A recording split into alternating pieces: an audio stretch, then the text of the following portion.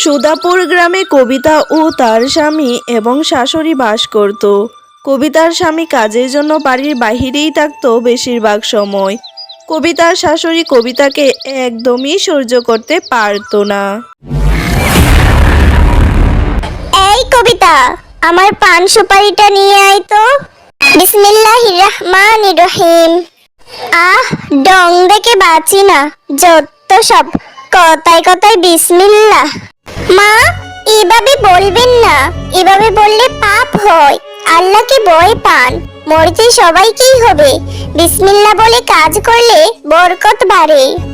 আরে তো যত সব জ্ঞান, গাটা গিন গিন করে তোর আধিক্যতা দেখে। হে আল্লাহ, শাশুড়ি মাকে ক্ষমা করো। বৌমা কথায় কথায় সব কাজের আগেই শুধু বিসমিল্লাহ বলে, আর বলে বিসমিল্লাহ বললে নাকি বরকত হয়। তাই আজ বৌমাকে মজা দেখাবো। বৌমা, এখানে কতগুলো টাকা আছে, ছেলে পাঠিয়েছে। টাকাগুলো যতনে রাখো, কেমন? হারিয়ে যেন না যায়। এরপর কিন্তু ফল খুব খারাপ হবে। ছেলের সারা বছরের রোজগার এটা, মাথায় থাকে যেন। মা, আপনি চিন্তা করবেন না, আমি টাকাগুলো খুব যতনে রাখবো। দিন আমার কাছে টাকাগুলো, কিচ্ছু হবে না। বিসমিল্লাহির রহমানির রহিম। মা, আমি আলমারির ভিতর টাকাগুলো চাবি দিয়ে রেখে দিচ্ছি, আপনি একদম চিন্তা করবেন না। আরে বৌমা, তুমি ভালোই করেছো, আমাকে বলেছো আলমারির ভিতর টাকা রাখবে। এবার তোমায় আমি উচিত শিক্ষা দেব। টাকাগুলো চুপি চুপি করে আমি পদ্ম পুকুরে নিয়ে ফেলে দেব। কোথায়ও তুমি টাকা খুঁজে পাবে না। তোমার তো বাপের বাড়িতে বাপ মাও বেঁচে নেই যে তোমাকে সাহায্য করবে টাকা দিয়ে। এরপর তোমাকে আমি চুলের মুঠি ধরে আমার বাড়ি থেকে বের করব।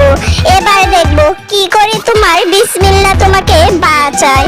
যত সব নেকা নাটক। কবিতার শাশুড়ি টাকাগুলো চুরি করে নিয়ে ফেলে দিল তাদের গ্রামের পদ্ম পুকুরে।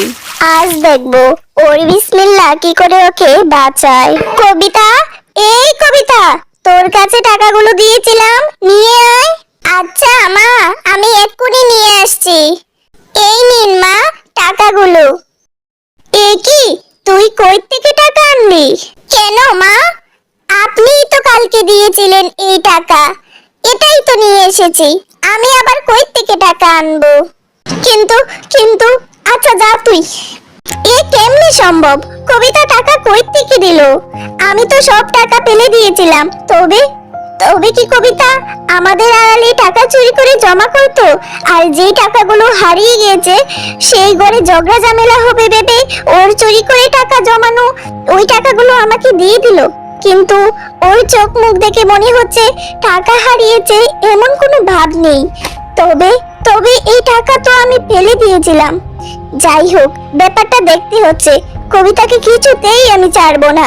কবিতার শাশুড়ি কবিতাকে বাড়ি থেকে বের করার জন্য চলে বলে কোলে কৌশলে অনেক চেষ্টা করেছে, কিন্তু সে কবিতাকে কিছুতেই হারাতে পারছিল না। কারণ কবিতার প্রতি আল্লাহর দয়া ছিল। সেই জন্য কবিতাকে সব বিপদ আপদ থেকে আল্লাহই সবসময় রক্ষা করেছিল। কিন্তু একদিন হঠাৎ করে কবিতার শাশুড়ির মাথায় চলে এলো এক দুষ্ট বুদ্ধি। সে চলে গেল এক সাপুড়ির কাছে।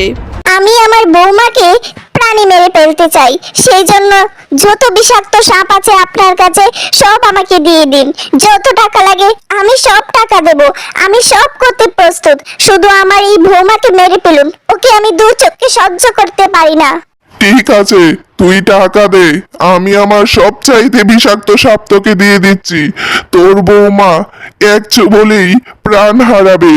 তারপর কবিতার শাশুড়ি সেই সাপটা বাড়িতে নিয়ে এলো এবং একটি হাঁড়িতে সাপটা রেখে দিল। এই কবিতা, ওই যে ঘরে হাঁড়িটা আছে না, ওটার মধ্যে না আমি কয়টা সাবান কিনে রেখেছিলাম, বুঝেছিস? গোসলে যাব, যা তো ওখান থেকে একটা সাবান নিয়ে আয় আমার জন্য। আচ্ছা মা, আচ্ছা, আমি এক্ষুনি যাচ্ছি। কবিতা মরবে আর আমি দেখবো না, তা কি হয়? আমিও যাই, আমার চোখের সামনে ওকে চটপট করে মরতে দেখবো। মজাটাই অন্যরকম হবে। বিসমিল্লাহির রহমানির রহিম।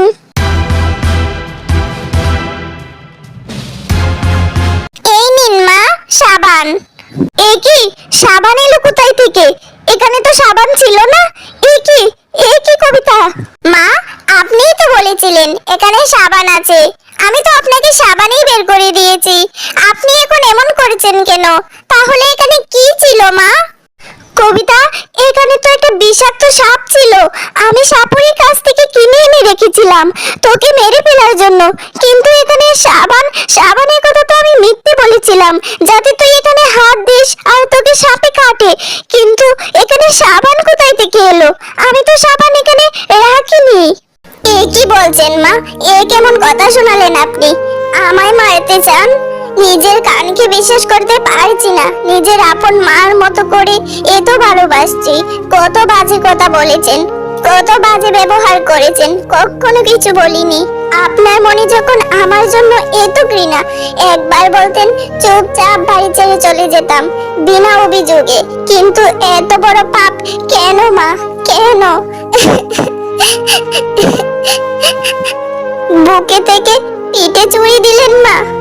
কবিতা, ক্ষমা করে দে, আমার অনেক বড় ভুল হয়ে গেছে। তুই কথায় কথায় বেশি মানে কথা বলতিস, তাই তোকে ঘৃণা করতাম। কিন্তু কবিতা, সত্যি তোর আল্লাহর সাথে কারো তুলনা হয় না। তোর আল্লাহ সব সময় তোর দাজ্জাল শাশুড়ি থেকে তোকে বাঁচিয়েছে। সত্যি তোর বিসমিল্লাহর অনেক নিয়ামত। আজ থেকে আমি 5 ওয়াক্ত নামাজ করব, তোর কথা মতো চলবো, সব কাজের আগে বিসমিল্লাহ বলবো। আমি ভালো হতে চাই। বল মা, তুই আমাকে একটা সুযোগ দিবি না? আমাকে ক্ষমা কর মা। আজ থেকে বউ মানুষ, আমার মেয়ে তুই, আমাকে ক্ষমা কর। আমি তোর 2টা পায়ে পড়ি মা, আমাকে ক্ষমা কর। প্রিয় দর্শক, দেখলেন তো সব কাজের আগে বিসমিল্লাহ কতটা গুরুত্বপূর্ণ। তাহলে আজকের পর থেকে আমরা সবাই সব কাজের আগে বিসমিল্লাহ বলবো। ধৈর্য ধরে এতক্ষণ ভিডিওটি দেখার জন্য ধন্যবাদ। এরপর কবিতা তার শাশুড়িকে ক্ষমা করে দিল এবং কবিতার শাশুড়ি ভালো হয়ে গেল। কবিতা তার শাশুড়ির সাথে সুন্দরভাবে মিলেমিশে জীবন কাটাতে লাগলো।